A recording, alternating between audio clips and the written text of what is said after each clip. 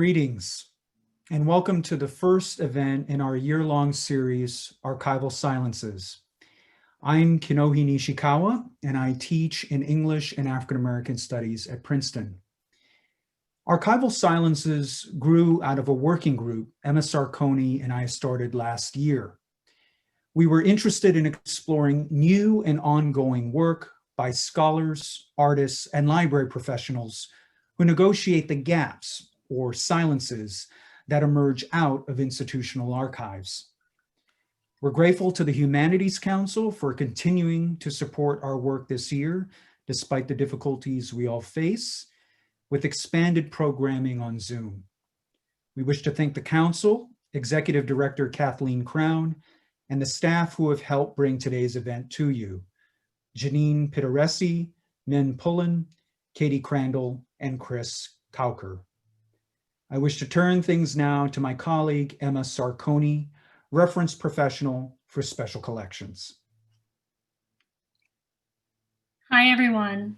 We'd like to start by making space for the truth that although we are not all together, the majority of us in North America rest on land once stewarded by peoples forcibly removed from their ancestral homes.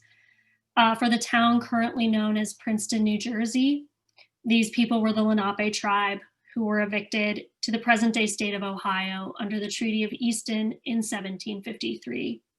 We ask that in the spirit of this event, you consider who used to steward your land or the land that you call home and what kind of justice you can do on behalf and in conjunction with their descendants. On that note, thank you so much for coming to our discussion today, Archival Silences in Our Present Moment. And what a moment.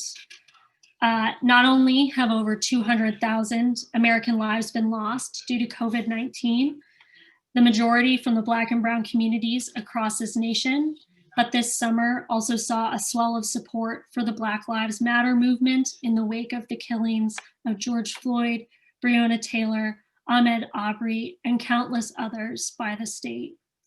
How will we remember this moment?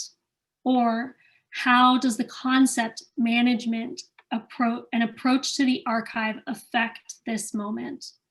The past 6 months, arguably 4 years, arguably far, far longer, have brought so many moments that raise the question, is history doomed to repeat and rhyme, or is it something else entirely possible? We'll have about half an hour to 40 minutes of discussion and then 15 minutes of audience Q&A. I would like to take a moment to introduce our panelists, who I'm very excited have joined us today. The first is Dorothy Berry, Digital Collections Program Manager at Harvard Houghton Library. Then we have Ashley D. Farmer, the Assistant Professor of African and African Diaspora Studies and History at the University of Texas at Austin. Ashley is also the 2017 author of Remaking Black Power, How Black Women Transformed an Era.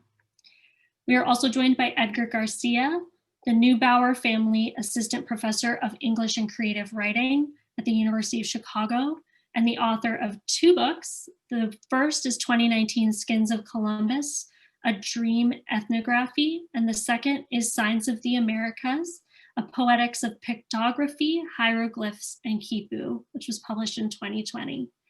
Lastly, we're joined by Ashton Wingate, the digital archivist at the NAACP Legal and Educational Defense Fund. Thank you all for joining us today.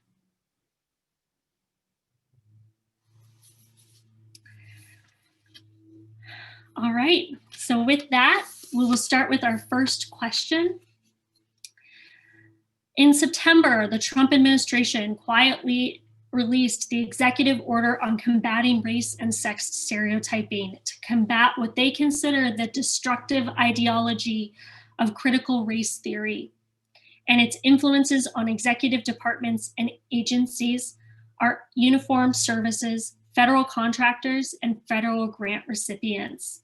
An infographic on white supremacy culture published by the Smithsonian was specifically cited in this document as an example of bias In a conversation on archival silences in our present moment, this action seems particularly salient, given how it attempts to silence the exact conversation we're having here today and curb the work of our cultural institutions in this realm. Princeton itself is currently being sued by the Department of Education along these lines. As scholars and practitioners committed to the interrogation of archival practice and hierarchies of knowledge, this can feel like an assault on the very foundation of our work. What do you believe your role is, or more so maybe your institution's role is, or this field's role is in this moment in response to this news? We'll move, let's start alphabetically with Dorothy. I thought you might start alphabetically. It's a big question, I know. No, it's fine. I'm used to it with a B last name. Making a little bit of light before a very serious question. I think that our field, my field, thinking specifically as an archivist, someone who works in special collections, the responsibility in light of these sort of active moves to shape a pro-American from a very specific tradition of what it is to be American, intellectual tradition. Our responsibilities are the same as they should have always been, which is preserving the documentary history that disproves that ongoing intellectual lie that America is a certain thing. So in advance of this call, I read over the full, I don't know what it's called, but the full statement from the government banning the critical race theory in federal initiatives. And what was really striking is how much it tries to call on specific historical events to back its own logic.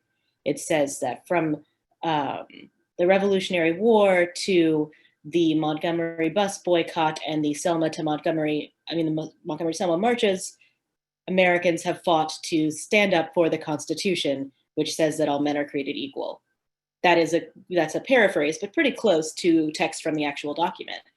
And in reading that, it's that same thing of what is your role as an archivist? I don't need to tell you my interpretation that backs up why that's not accurate, because there's the people who are at these events write down their own feelings. I think of years ago, I went to a church and the priest had talked about how he was so upset when people said that certain founding fathers were not Christian. And I thought, I mean, you can feel how you want to feel about interpretation, but we've read their diaries. We've read their friends saying, Thomas Jefferson is such an atheist. He never shuts up about, like, these are real things. And I think that that's a really important role, especially in archives, a field that has been tied to sort of a false concept of neutrality and objectivity, which are not things that humans are capable of, or robots, because they're designed by humans. So no one's really capable of that. But this idea that, we have this responsibility being in care of these documents to show them and to make clear that regardless of how on any angle people want to interpret history in a way that backs them up, especially this individualist, very specifically individualist history that the current administration wants to push as transcending race, gender, sexuality, and therefore transcending those oppressions. It's our job to make sure people have access and knowledge of the materials that tell us differently from history. Great. Ashley? So I take this at a slightly different angle, being someone that works in the classroom and teaches African-American history. So I see a key part of my job is, kind of teaching in some ways information literacy and archival literacy. So, actually teaching about the events such as the Selma to Montgomery March that they're referencing, so that students are able to parse through and know the history of those events themselves versus relying on such documents. But also thinking about how to parse through them as, kind of primary sources of the moment and how to write and contextualize for them in the future. I would say too that I do think though that none of us can do this work without some sort of protections. And I do think that I would love to see our institutions as as much of a pipe dream as this may be, to at the very least offer some internal protection from those of us who are teaching and engaging in critical race theory before it became kind of on the national scene. Because we all know that, there is the idea that they're after, but they're also after the people that subscribe to the ideas and teach said ideas. And so it is important that, schools, I think, including Princeton and others who have a little bit more kind of cultural and intellectual weight, fight back against these things, these big R1 institutions that have the funds and kind of intellectual clout. But I also think it's important for us to document not only the reaction or the facts that these things aren't true, but also the attacks themselves, right? So that as we go forward and teach from this moment, we can help our students understand what exactly happened, who exactly was being targeted, and how we as people fought back. Edgar? Hi, everybody. Thank you for having me. I want to loop back to a couple of points made by Dorothy and by Ashley, specifically the points around interpretation and protections. How do I want to say what I want to say? As somebody who works in Indigenous studies and the histories of the Americas, a lot of what my work is validating as historical, as knowledge bearing, as knowledge making, forms of inscription and enunciation that have tended not to be thought of as knowledge bearing or knowledge making. So I work on things like pictographic writing, oral literacy, indigenous creation stories, so on and so forth. And what I understood my project to be, I guess before Trump, was a kind of presentation of counter history, right? Or a history of resistance, or a history of unacknowledged happenings and knowledge-making practices in the Americas. But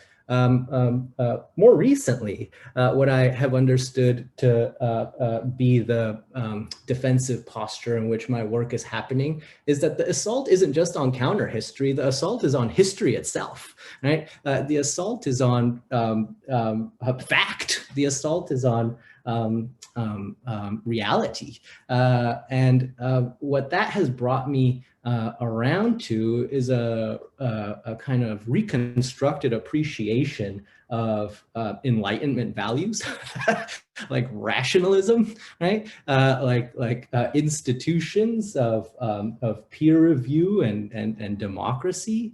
And I guess it was part of my training in the years in which I came through graduate school and so on and so forth that I arrived to literary studies, with the hobby horses of critical theory, right?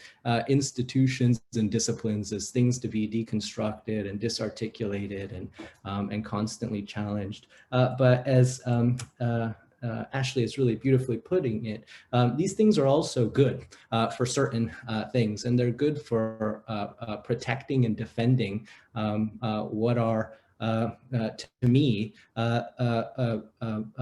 very important values for seeing history and acting in humanistic ways in society.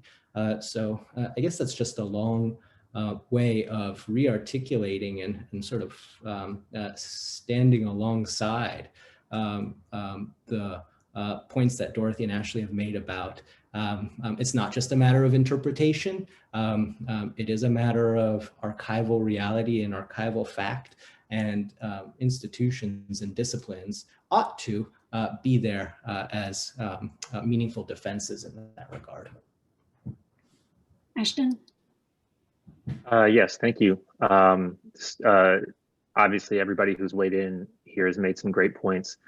I suppose I'd like to start my response with just speaking about access to information.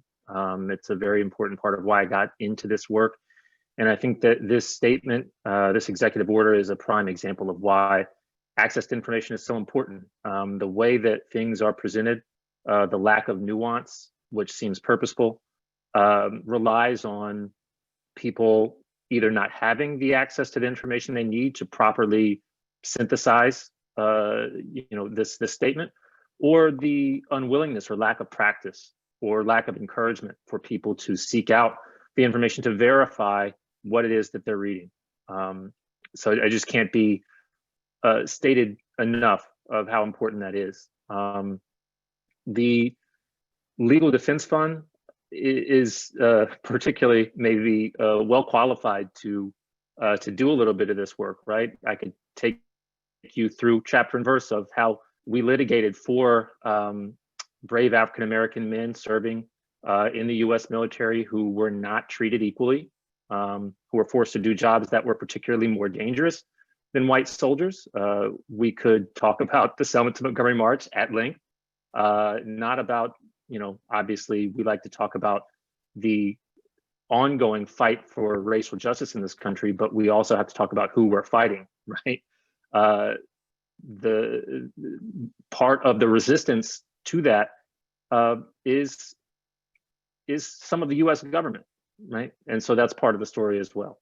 I think the other important part of this is funding. We have to look at who we're being funded by, how we're being funded.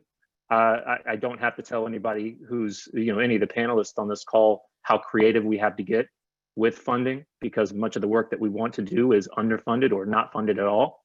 And it does get very particular when it comes to grant proposals and what grantors expect from institutions who do this kind of work. So it's always important just to go in with your eyes open and to be very aware of how you're being funded and what's expected of you as an institution, and try your best to do the real work and the honest work that we're set out to do, to add full context to the conversation about race and the fight for racial justice in this country. And finally, because I'm a part of the Legal Defense Fund, litigation is also important. It sets legal precedent.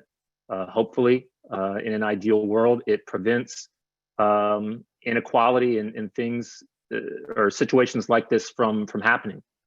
So hopefully, if Princeton is successful in its litigation or in fighting this case, perhaps stuff like this can be nipped in the bud, or there's at least a resistance to try to infringe on institutions or other entities who want to do just their work, just honest archives work, honest information work about the history of this country. Yeah, I think the point about, thank you all, the point particularly about funding is something that really struck me when I read the executive order, those federal grants, and thinking about who applies for those and how this could curb work at all sorts of kinds of institutions. I mean, like Princeton applies for grants that come from the federal government, even though we're an institution with a lot of money. And so like, I'm sure Harvard also gets federal grant dollars sometimes, always. And so like, how does that money, part of that, that executive order affect our work in general, was something that really struck me. I do want to make space in case anybody wanted to respond to anything anybody said before we move on to our next topic. Okay.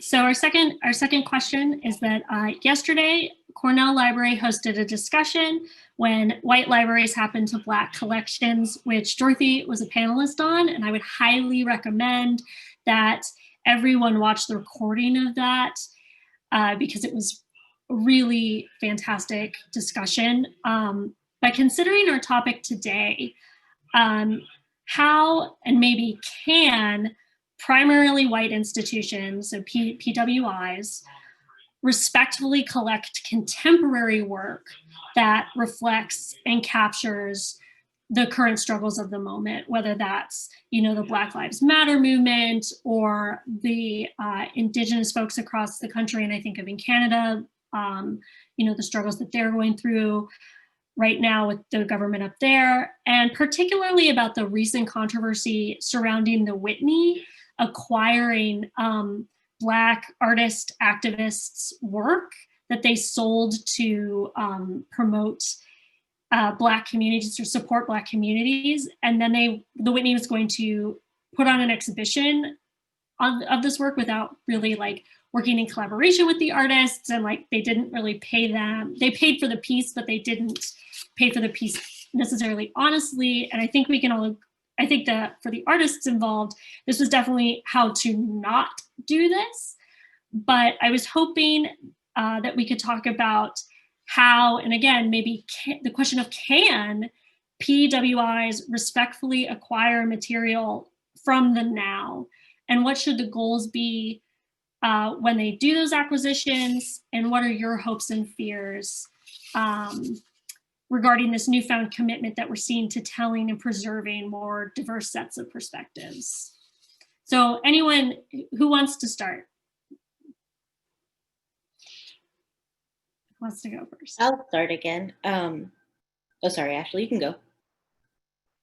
Well, from my perspective, the question of, can primarily white institutions collect contemporary materials around current protest movements from people of color? I think anything is possible to be done well, but the question is, will you do it right?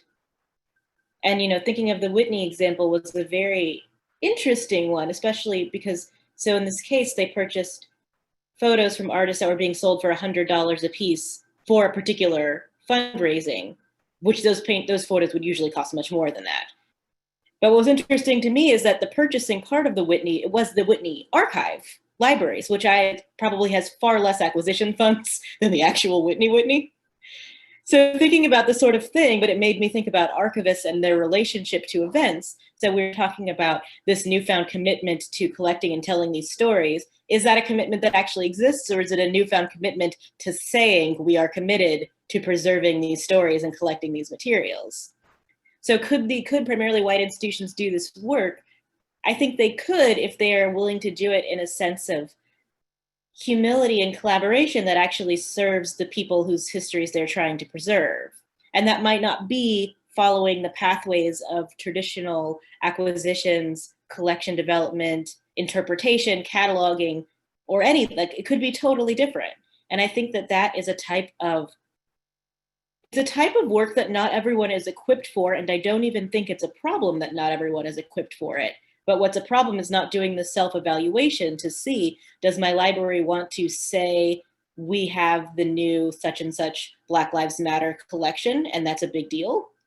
Or does the library want to do the work, go to the people that they want to document and ask, how can we assist you? And maybe that assisting is partially, you know, putting things into a stable digital repository. And maybe partially that assistance is driving people somewhere, or making sure that milk is available for, you know, pepper spray. Like, things that are not what we normally do in a lot of archives. But I will also say, of course, that there are a lot of people who work in archives across various institutions, primarily white and HBCUs and Hispanic serving, et cetera, that have been doing that work for a long time. And I think that's another important point, is that a lot of institutions, you know, it's a Princeton call, I'm at Harvard. A lot of institutions who traditionally have shied away from that type of work are now seeing that it is both personally and emotionally compelling, and also it's hot. And I think that's that other point of, like, how are we actually engaging, or are we doing what we've always done, which is, you know, purchase the zeitgeist equivalent of a First Folio, which is this amazing activist collection, but just to have it, just to put on our shelves. Dorothy, could I jump in and ask if you might follow up? I think that this is a really important question, and I see in the Q&A that it's come up at least once about humility and collaboration and commitment to the community. In your experience, what has that commitment looked like? I know you gave a few kind of off-the-cuff examples, but in actual terms, what does that reciprocal relationship bring to the community, or what do people want? So 2 examples I can think of from colleagues. I will say I tend to do, my work has tended to been historical and not community archives. I never like to take that on. That's kind of a thing in our field. A lot of times people say community archives when they just mean like Black people's history, but I tend to work historical.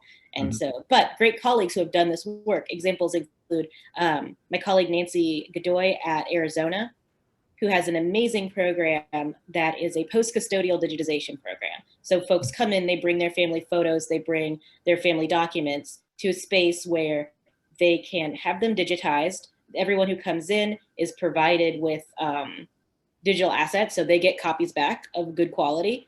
They're also provided, or at least for a period they were when they had the right funding for it. I don't know if that continues. They're provided with a kit that had, an archival storage box, acid-free folders, instruction guide that told them how to preserve their family materials. That was in Spanish and English because this was primarily with the Chicano community. Ashley is a member of that community. Nancy's a member of that community. In doing that work, a lot of those things I just said, giving them copies of the assets, giving them acid-free folders and boxes, does not benefit the institution. Mm-hmm. That is not something that's being done in the sense of so it's not done in donor development. Mm-hmm. Mm-hmm. It's being done to serve them. And I think a similar model for that is what's happening at National African American History and Culture with Blake McDowell, Ina Archer, around their Black Home Movies project, where they go to different communities and or have people come in, bring their home movies, do little oral histories with the people, digitize them, keep them in Smithsonian's collection, but also give those people back, digital assets that they can actually access. Because if you have a Super 8 film or old film, you might not be able to actually see your grandparents. And so they're doing that service for free. But then thinking of the activist thing, I know at Emory, they have a large collection around HIV/AIDS in the Black community. And a lot of that work in terms of building the connection enough to actually have people want to donate to you or talk to you about their materials is showing up. And it was things, I don't know, I didn't work there, but hearing presentations, it has involved things like giving people rides, picking stuff up at the store. If you're doing community work, you actually have to do community work. And that is oftentimes outside the scope of what people can do for a variety of reasons, or what, the institution will support them doing. Thank you. I just wanted to, go ahead, sorry, Ashley. I just want to make sure we don't miss Ashley's comment from the beginning. If you want to follow up on that, Ashley, you can go ahead. Or you want me to go? Okay. I second everything that's been said here. I just wanted to offer kind of a few other points that came to mind as part of that question. Some of it is about surveillance as well. I think particularly in this moment, a lot of what we're getting is either mediated, being watched by, right, by the state, trying to be used. I feel like we're very much a kind of an archive tug of war between, especially in social media, between what's being used in the state in terms of activism, right, or what's being used to incriminate or harm people, and what is in preservation. So I think there really needs to be a lot of attention that archives do this work of collecting in this moment that is very important, but do so in a way to try to mitigate further state surveillance or harm to those who are very much still in the process of being on the ground and moving. There's a rush to document a protest without thinking about what does blowing up that picture and putting it on your website do when the FBI is tracking people, right, down to their doorstep and other stuff. So I just want to put and I think that comes from a really big literacy about how state surveillance works, and listening to these communities and talking about examples of how this has happened in the past, which is not very hard to come around to. I'd also like to see institutions really engage in kind of a reparative or reparations frame and first starting to examine what they might already have, right, and how it was collected unethically, as it often is. We've seen this fight going on multiple big name institutions about, a family wanting, either to stop profiting off of that or to give those resources back, at the very least a duplication. And so before people turn to, this new hot topic of the now, I do think there needs to be some sort of self-assessment of, what has happened in the past and how you might build community trust by kind of making amends for some of the kind of violations of trust that took place before.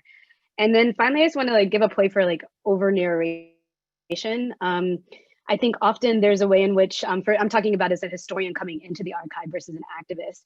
Everything from the finding aid to how it's put on display to et cetera tells a story before anybody ever comes into the archive. And that predisposes people to think about activists a moment in a particular way. And typically the person that is creating that narrative is not always the person who is steeped in that history and or that community. And so I just think that there needs to be some real thinking about how, if you're going to collect these things, who are you allowing to tell the story or frame the narrative or even organize the collection? So it makes sense to that and is more faithful to what is actually being housed there.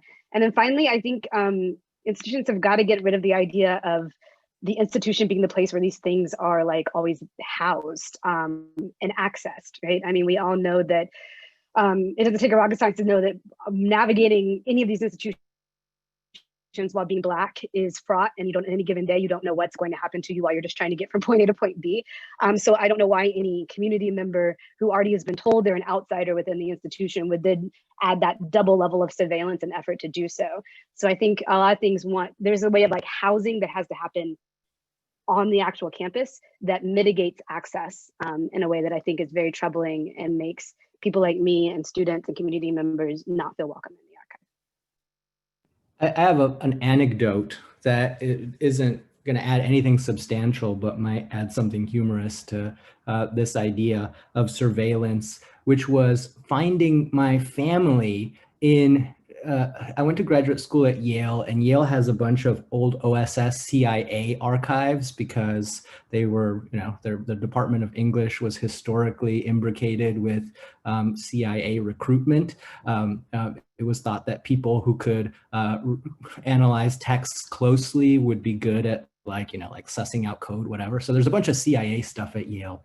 And one of my uncles who was in I'm from Guatemala, my family's from Guatemala, who was in the guerrilla army there and was killed, was there in Yale's archive. And it was the strangest thing to encounter my own family in an archive like that. And in fact, to have learned more in that encounter than my family had ever told me, because of the way in which, family histories don't get communicated or passed along after migration, or, people processing trauma don't want to, talk about those histories. It was just utterly strange to experience it, but it's absolutely aligned with this idea that archives are also forms of surveillance or records of surveillance, and they're very fraught in that way. So that it's not adding anything substantial, but it's my experience of my family's being surveilled and then appearing in an archive later on. It makes me think of Ashley's point about doing reparative work and doing work that looks back at those records that we have. I actually have kind of a similar situation, although not as maybe scary with the CIA involvement, but I'm from the Ozarks of Southwest Missouri, which is a place like often called historically white man's heaven. There was a huge exodus of African-Americans, like 40,000 estimated. So very little history remaining. And there was a professor at Missouri State University who's really great, she does African-Americans in that region. And she will send, my dad just like newspaper articles, historical things about people in my family. And it's great because that's a way to learn, it's things I didn't know. She sent a newspaper article from the 1890s about the Berry family and a court case and how, they were suing for alienation of affection because there was some issue. And it's all this stuff that's really interesting. But again, it's like, how much are we looking at these archives and thinking, let's get this back to the community? So in that case, my dad is a person in that area who's done African-American history more in a vernacular community sense, so he has that connection. But if we know we have records that are clearly related to people's families that we could discover, why is that not work that is prioritized? Especially when we say we want to do work that is, aligning our collections more with marginalized peoples, when we have these materials and we're not doing the work to say, okay, we got a list of people here, maybe they want to know about their grandparents. That's so key, because in my situation, it was highly unusual for a person from my background to end up at a school like Yale. And Yale, didn't do the work of reconnecting me with my family in their archive. That thing was just sitting there for 40 years. And it just happened by, wild accident that I found that there, but that was very, very unusual. And there are so many more instances of people's families and family histories abiding silently in the archive with, as you're, I think, really beautifully putting it, Dorothy, with no real effort to, to reticulate, right? To make those connections back to the families, back to the histories, back to the social histories. So yeah, I think that's a really great point. Not sure if I can top Edgar's story, but I just wanted to weigh in quickly and say, one of the things that the Legal Defense Fund has tried to do throughout this summer, generally, is to sort of articulate the fact that, all of these, it will say PWIs want them, everybody wants to meet this moment, right? But in reality, this moment has been going on for quite some time.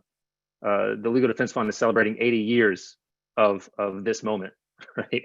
And trying to meet this moment. And so in doing that, and hopefully if you're an institution that understands that, maybe the question you should be asking yourself is, what's the plan? What's the long-term plan, right? If you're putting yourself in a position to do something that you've never done before, and you may, extend that out to understanding that you might not be the expert in this area, then what is the long-term plan? How are we going to build this archive, build this section of our collections for the long term, and to what end, to what purpose? Also, particularly with this Whitney example, it just makes me think about the economic dynamics, power dynamics in all of this. Why someone would want to, sell their collection. Perhaps the Whitney thinks just because we're the Whitney, people would love to have their collections here. But it could be the fact that these individuals may sell their collections to a wide variety of institutions who may come to them and offer them money for this information or for these collections. Once you decide that you want to engage in this way, another thing is educating these people about how this work is done. What does the relationship look like, especially the documented relationship look like between the donor and the institution? There are many protections, many stipulations, many rules that donors can put on their collections and how they're used and how they're preserved, how they're accessed.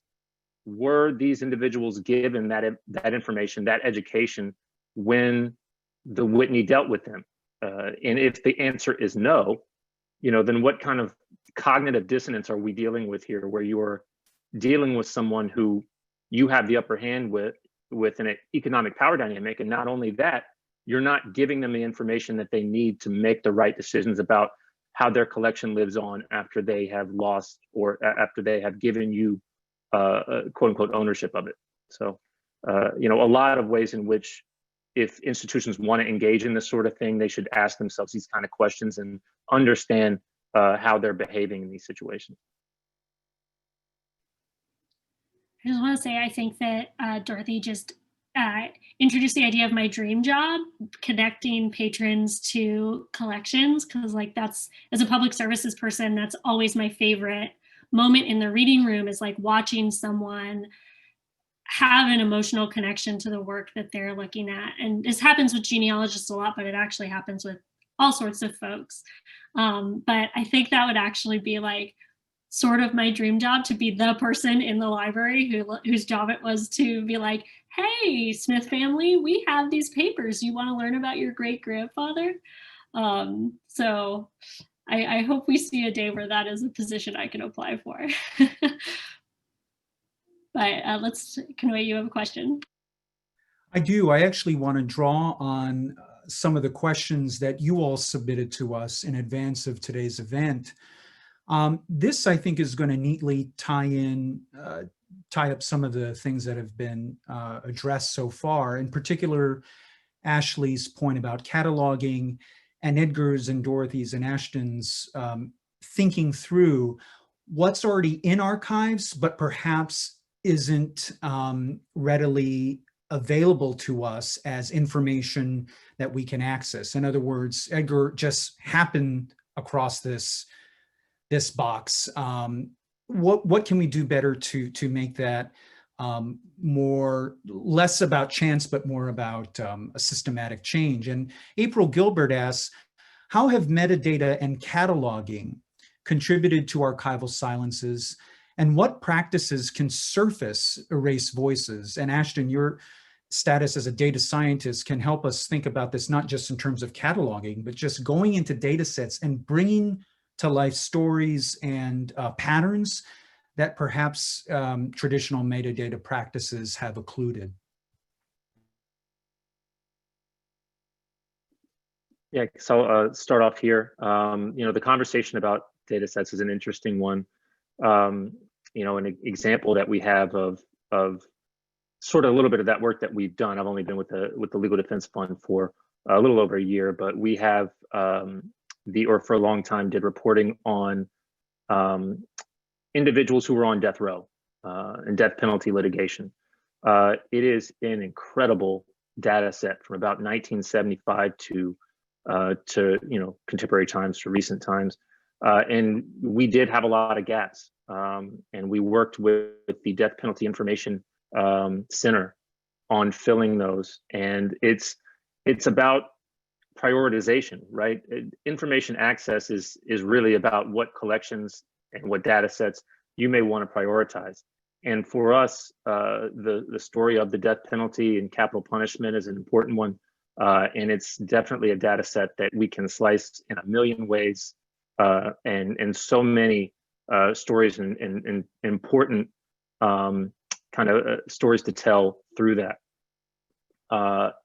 Metadata is also an important point.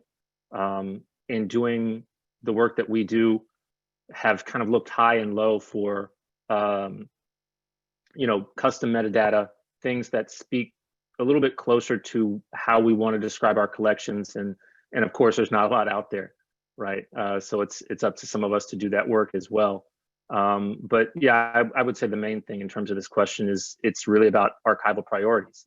We all know if there's a collection that whomever, the people that we serve find interesting or important, or something that we want to prioritize, not only does it happen internally through the preservation work, through obviously cataloging and metadata and finding aids, things like that, but it's also external, right?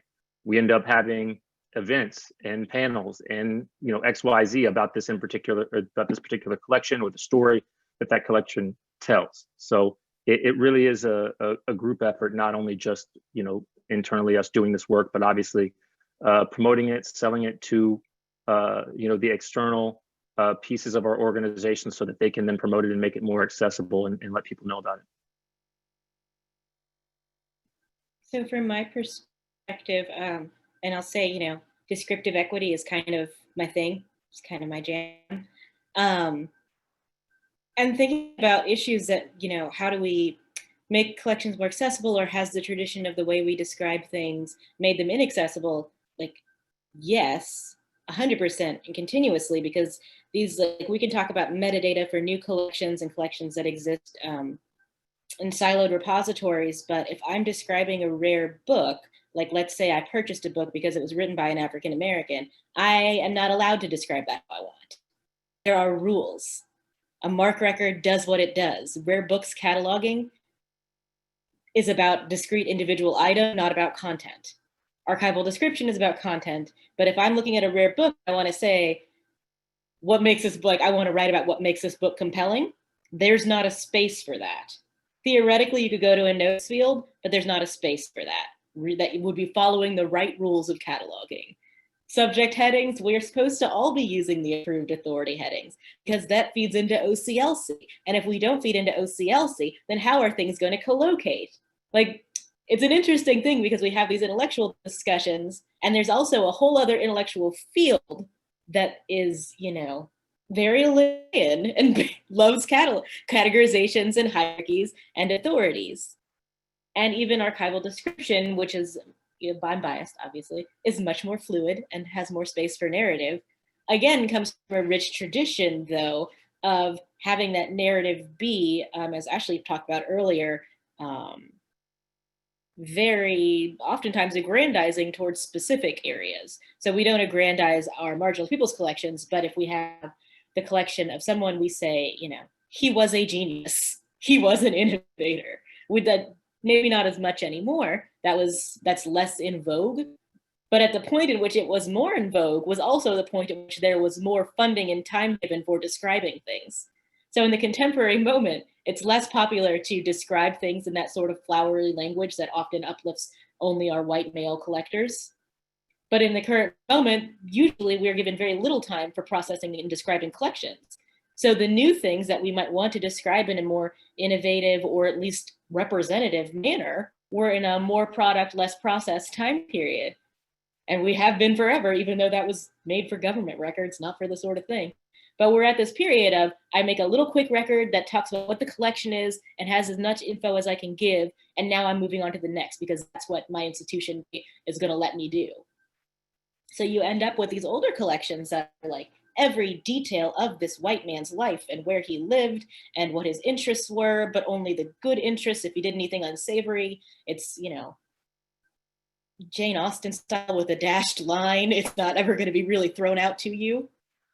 But if it's a new collection, you might just have, you know, a queer performance artist in New York, 1970 to 1978.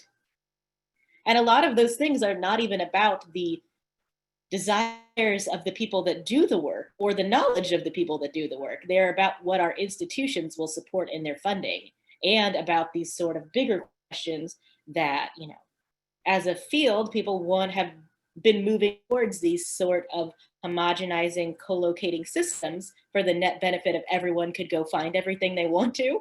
But that makes it much harder if I want to describe a community's collections using their terms. If a group of people tell me that the authority heading, that's not what their name is, you have to fight with your institution to say, I don't want to call them by the thing they say their name is not. I don't want to even have that visible. And a lot of institutions, the answer would be, you can't not have that there. Even if they tell you, if you call me that, that is an insult. And that's, you know, there's a lot of headbutting in the field of information science that is really complicated because it oftentimes doesn't actually make its way out of that field. So the academics and the researchers are not aware that we don't have we are not, you know, unaware of these issues. But it is a big problem. I mean, I gave a presentation a couple of weeks ago. I gave a panel on conscious editing and reparative metadata. And 2 days later, someone posted in a metadata group, you know, I saw this presentation and this woman said that, you know, if you were working with a collection and someone says that they are Chicana, you should not call them Hispanic American woman or Mexican American woman, which are the authorized headings. And then she just wrote, have people thrown the ideas of controlled vocabularies out the window? Because she was mad. People in archives and cat libraries care a lot about those things. And that's something that is a real issue in terms of this more representative or less actively harmful language, is that there actually is like a pretty deep intellectual stream that is in favor.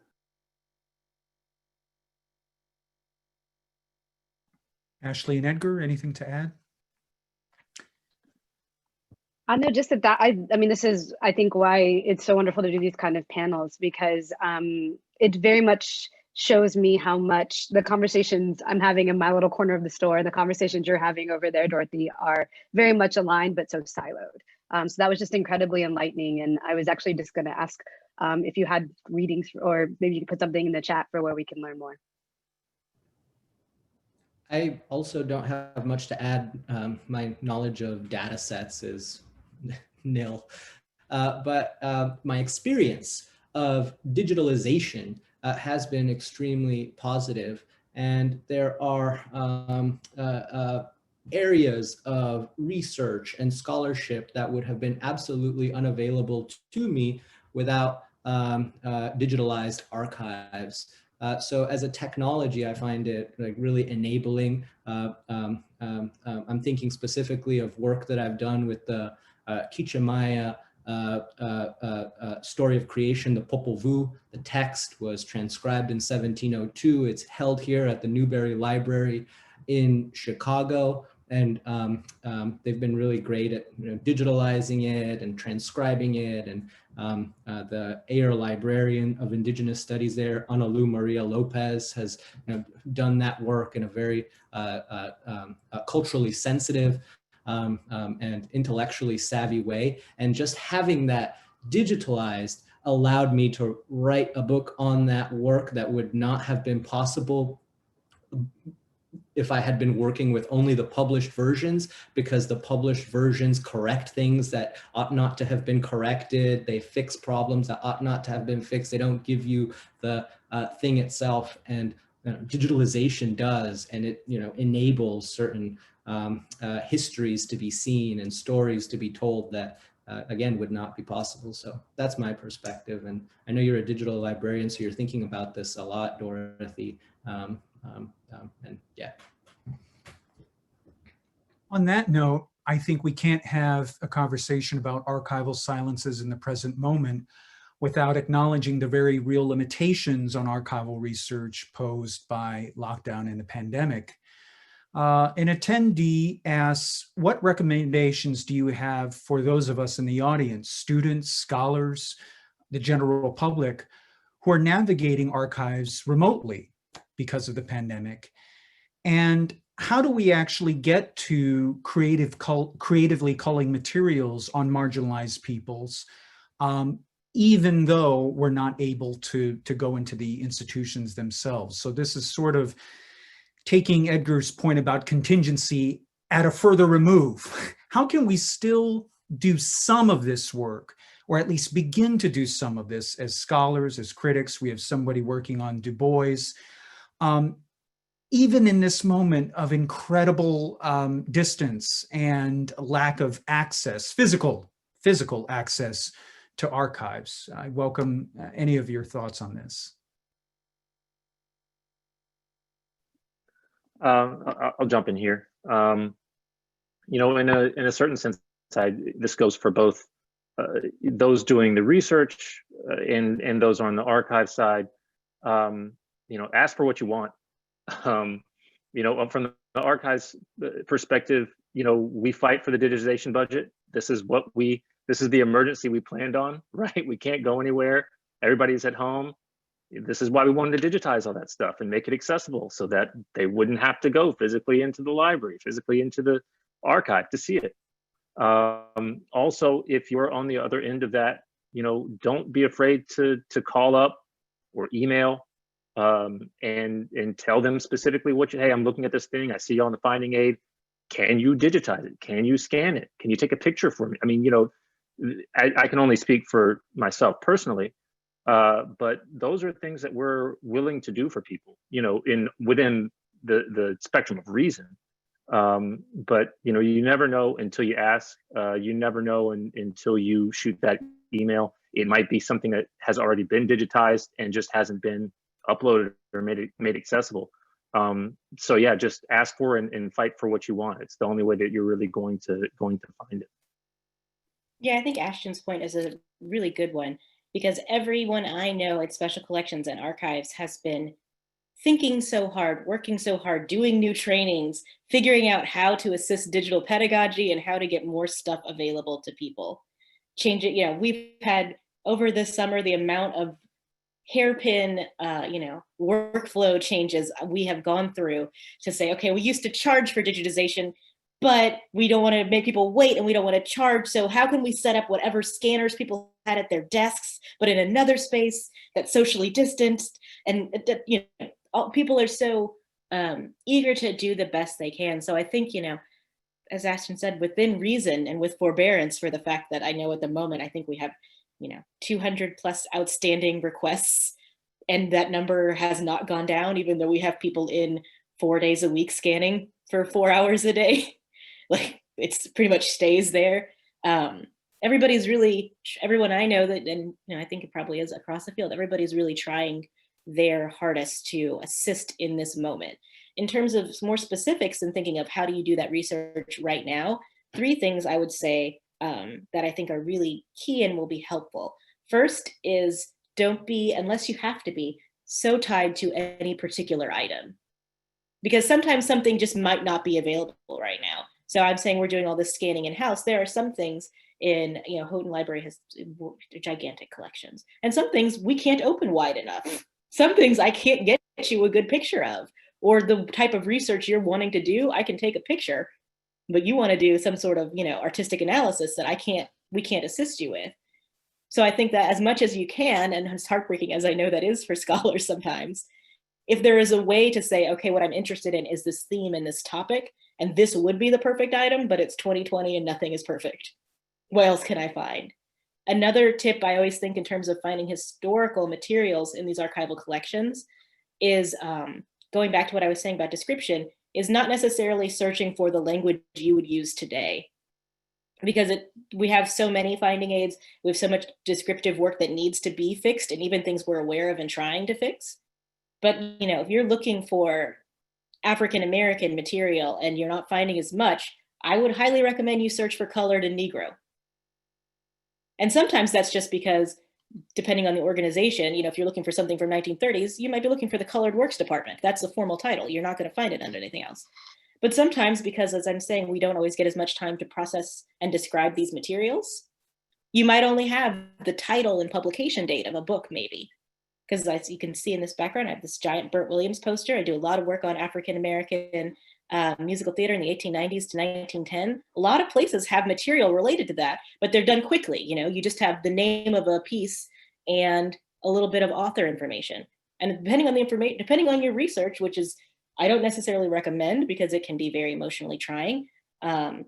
Depending on what you're researching, you should include not only like Negro and colored, but also quite a few epithets, because those are often the title of a piece. Sometimes I have seen they are written in the description as, someone inscribed on the inside something. But, you're not going to find those materials looking, and we're all used to Google and things that will give us like terms or will give us the things that we actually want, even though we didn't know how to describe it. But most people's library catalogs are not at that level. And then the final assist, as a little plug, I'm going to put into the chat, a colleague, Betts Cope, and my colleague Monique Lazier and I made a guide for using finding aids and figuring out how they work, which we've been sharing as much as we can, because a lot of people, again, when you could go in person, we're more used to sort of searching the catalog and then going in and asking for more help. And it doesn't feel as possible now. So I'm going to put that in the chat. Hopefully it might be helpful to someone. We used that guide this summer, Dorothy. It's great. Ashley, do you have anything to add? I just want to say thank you to all of you who are scanning desperately for us. It is I want to mention how much even the effort to even attempt to try to find something for somebody is a godsend on this end, and just to have a archivist appreciation. Yeah, I just want one more thing I wanted to add, just from our perspective.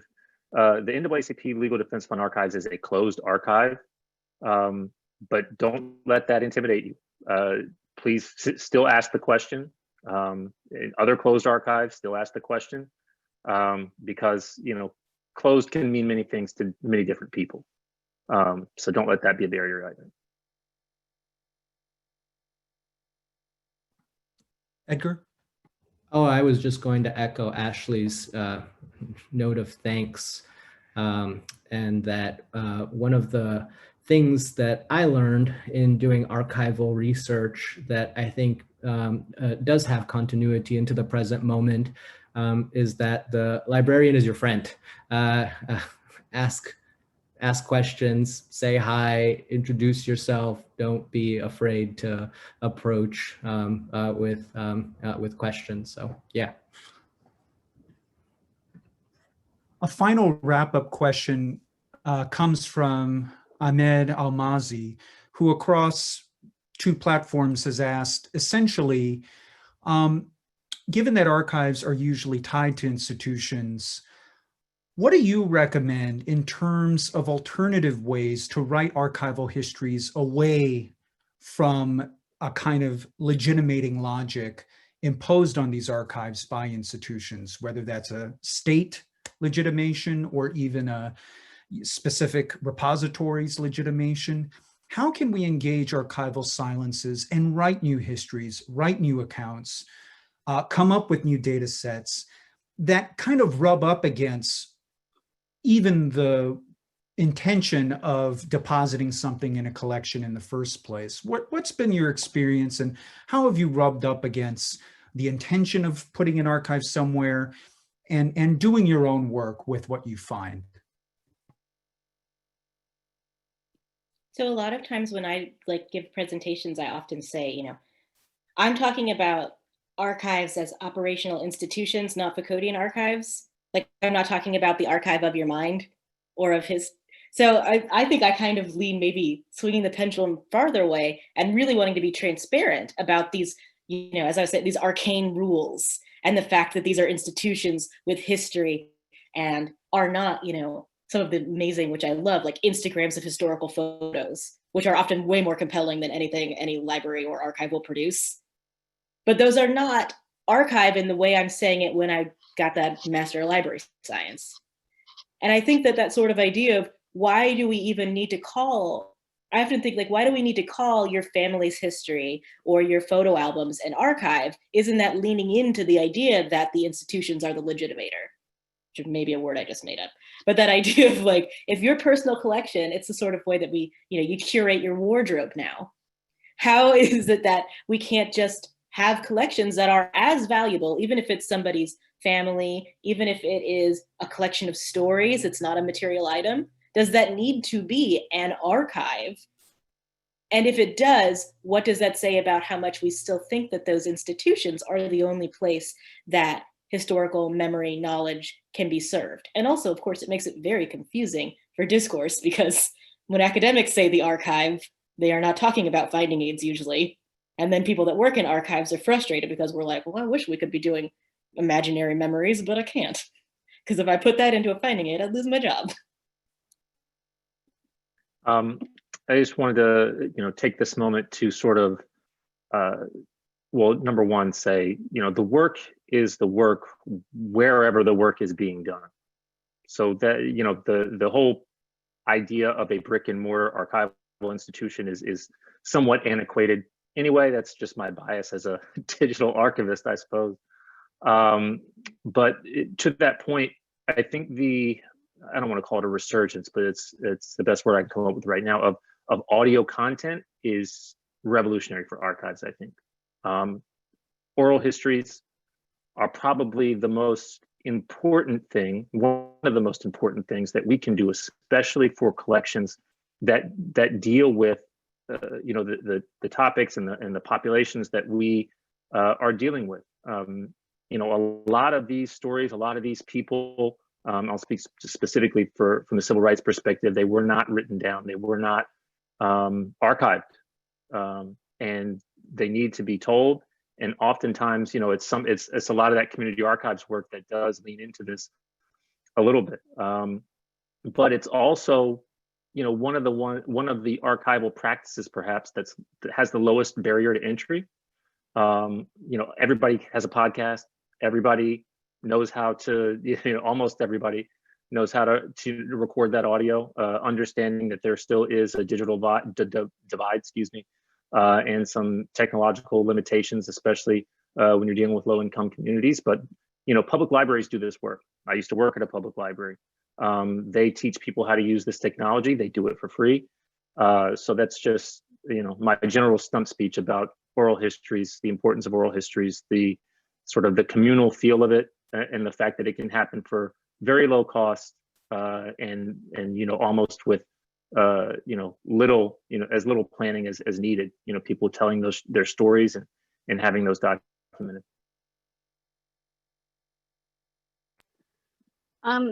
I'll just say a point. I mean, as someone that does Black intellectual history, this is something that we're kind of intimately involved in. I mean, we've got to think more expansively what constitutes a source, because sources are the things that tend to be collected into archives. And for marginalized communities, particularly ones like Black people that were not allowed to read and write for a large amount of time, oral history is certainly viable, but we tend to put the written word over any kind of oral, auditory, sensory kind of record in that way.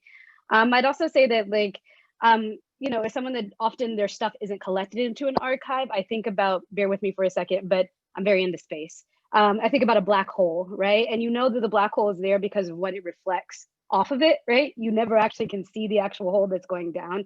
I often find that is how you have to practice doing the history, particularly intellectual history of people whose thoughts or ideas were not recorded. You've got to find kind of the refracting thing off of the whole. And I think a lot of those refractions will lead you to attics and community centers and, all kinds of places that are not considered archives in the traditional sense. So I would say, the best finds typically are places that are kind of put somewhere to be kept safe, but not necessarily to be discovered by the masses. And I think that lends itself to a really, really generative archive that's not organized around an institutional space.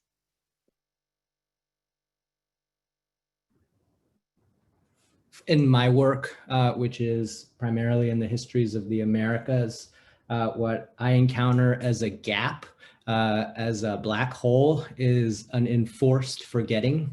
500 years of induced amnesia and forgetting of the non-Western, non-alphabetical knowledge systems that were purposefully erased and eliminated precisely because they were effective as knowledge-making systems. The way that I have thought of my view of the refracting light is in terms of intellectual constellation, putting the pieces together, seeing what can be understood in a constellation of archives and shards and pieces and bits and fragments, and what I could put together as a form of anamnesis or unforgetting. Right? That's how my engagement with the archival gap with the erasure has produced scholarship.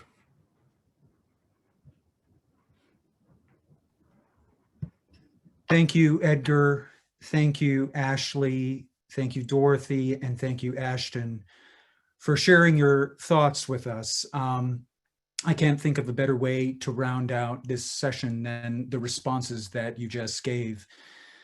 You've not only delved into theoretical approaches to archival silences, but you've given us very practical strategies and tools for addressing these issues and actually doing something about it. For those who weren't able to ask a question, Emma and I invite you to attend our 2 other events this year, which will in fact take up a lot of the things that you're interested in.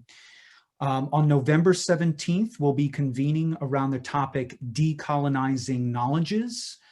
And on March 2nd, 2021, we'll be talking about fictioning archives. How do novelists and artists take archival silences and create new things out of them in terms of fiction and other artistic production? For now, though, on behalf of Emma and on behalf of the Humanities Council, I want to thank our panelists again, and I want to thank you for joining us in this first event of Archival Silences. We hope to see you again soon, and thank you again.